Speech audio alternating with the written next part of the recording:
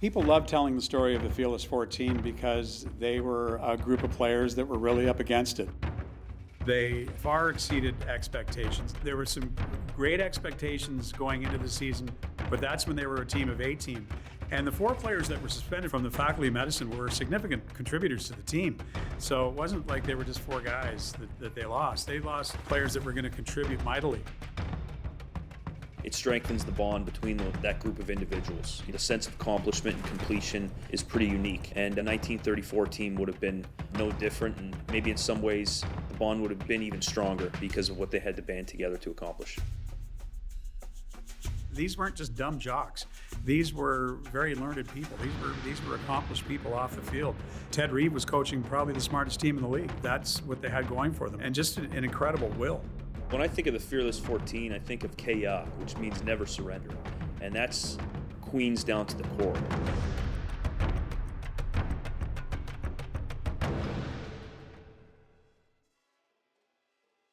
There is a game in here in which Queens wins 8-4 against McGill. There's a blocked kick, and Abe Zvonkin scored the only touchdowns Queens scored in the entire year. There seemed to have been a certain share of characters around Queens football over the years. Abe is a legendary contributor to that reputation. And he was interesting because he was born in the States. Parents were Russian, but he grew up and lived in Canada. His family moved to Kingston from Massachusetts in the 20s, and that's how he came to be at Queens. Had a very good career at Queens. Went on and played professional football after his time at Queens, but a lot of people know him as a wrestler. It's an attribute to be big and strong. The same physical attributes are handy in professional wrestling, so it's probably happened a lot more than we know. Talk about the CFL, 2 famous names that come to mind. The Rock, of course, who spent a little bit of time out in Alberta, and currently Roman Reigns, who's the biggest name in WWE, also played in the CFL. In Canada, he absolutely is a pioneer.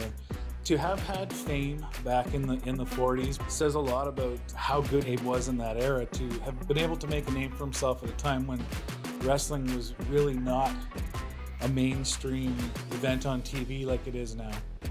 He had a bunch of names that he wrestled in. There was Mr. X, Purple Phantom.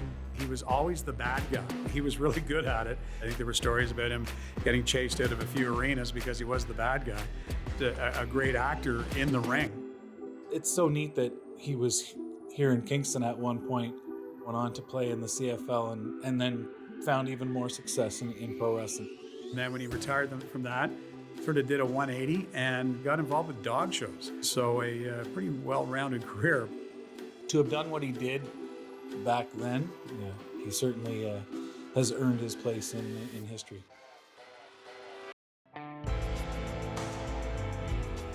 I would say that this team and this era is more than just a name and a plaque. You have to really dig in and see what it was all about, because they were outstanding people, outstanding athletes, outstanding players, and it really defined and laid a foundation for the rest of the program that even goes into this day. They weren't just great athletes, they were great people, great scholars, and went on to successful careers. Reg Barker, an incredible man with an incredible story.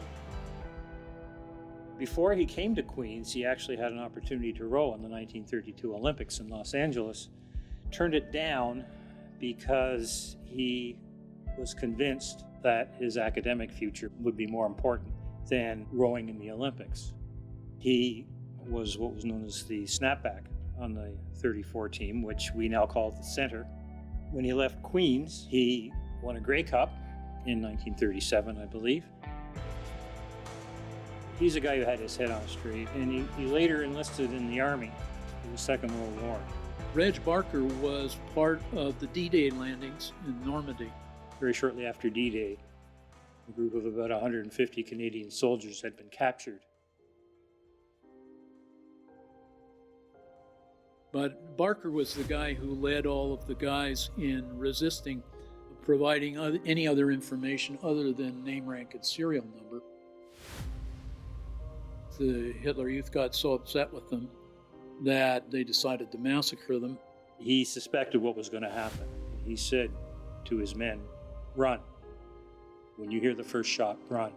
And the first shot went in the back of his head.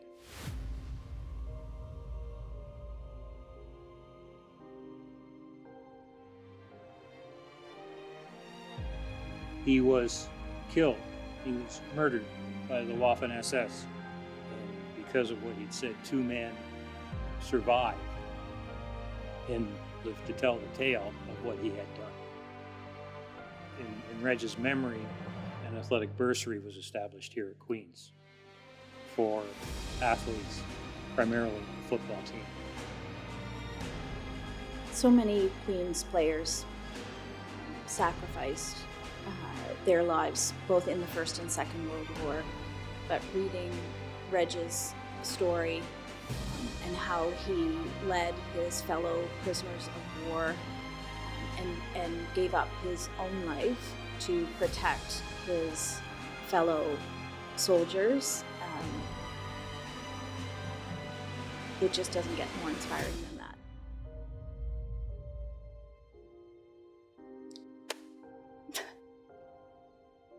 Sorry.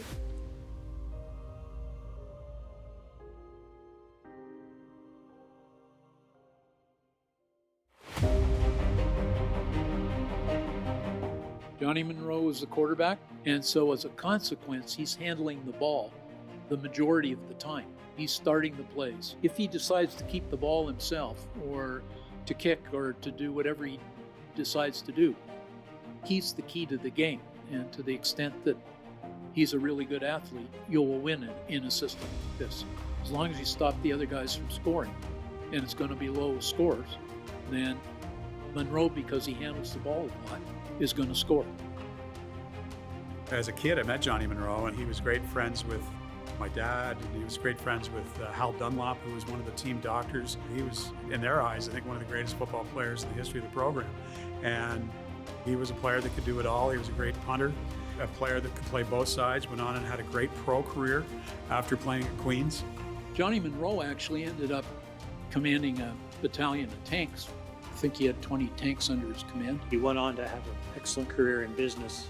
He was a little kid at the time, but he seemed larger than life, and somebody that I know that Kingstonians and certainly alumni revered. Johnny Monroe was the key to this 34 team. There are a lot of interesting personalities, but Monroe was the key. There is a playoff. It's held in Toronto. Because Toronto had the edge on the tiebreaker, they got to host the game. It was at Varsity Stadium, which at the time was one of the grandest stadia in the country. The crowd was estimated at between 15 and 20,000, depending on your source. Toronto scored very early in the game. They were ahead for virtually all of the game. It was 7-1 in the fourth quarter. Queen scored a touchdown, but failed to convert it, so they were still trailing by a point.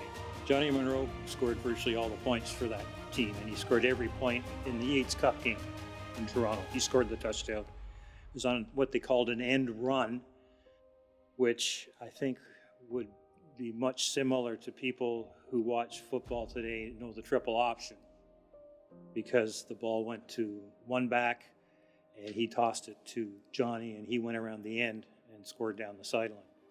They got a punt single, a rouge, if you will, and that tied the game. And then with about 4 minutes to go, they got another rouge, went ahead 8-7. And each team had possession. Queens stopped Toronto, and Queens ran out the clock with their last possession. And the final score in Queen's favor is 8-7. So the Tricolor wins the Yates Trophy with only 14 players. There were only 14 of them, 12 played. Most of them played both ways. This was a team where everybody made a contribution. It was a remarkable group of people, and so really no surprise that they would have success on the football field.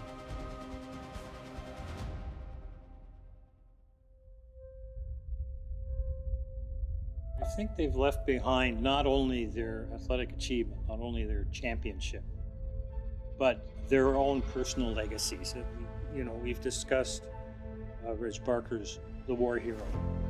We've discussed the man who put his family above opportunities to play professional sports. We've talked about a man who essentially started a senior baseball program that runs to this day in Kingston.